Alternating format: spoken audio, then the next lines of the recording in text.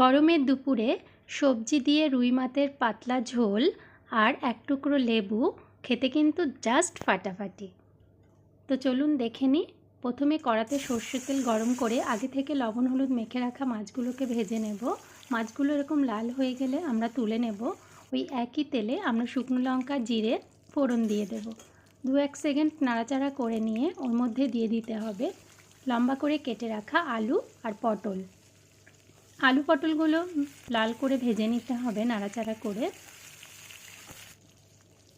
যখন এরকম ভাজা হয়ে আসবে তখন ওর মধ্যে একটা টমেটো কুচি দিয়ে দিতে হবে। টমেটো কুচি দিয়ে 2 মিনিট নাড়াচাড়া করে টমেটোগুলো নরম হয়ে যাবে তখন হলুদ গুঁড়ো, জিরে গুঁড়ো আর আদা কাঁচা লঙ্কা বাটার একটা পেস্ট তৈরি করে ওর মধ্যে দিয়ে ভালো করে কষিয়ে নিতে হবে। মশলা থেকে যখন এরকম তেল ছেড়ে আসবে তখন আমরা ওর মধ্যে পরিমাণ মতো জল অ্যাড করে দেব। এবারে দিয়ে দিতে হবে পরিমাণ মতো লবণ, দিয়ে 5 মিনিট মতো ফুটতে দিতে হবে মিডিয়াম টু লো ফ্লেমে। 5 মিনিট হয়ে গেছে। এবারে আমরা আগে থেকে ভেজে রাখা মাছগুলোকে এর মধ্যে অ্যাড করে দিয়ে আরও মিনিট 5 ফুটিয়ে নেব।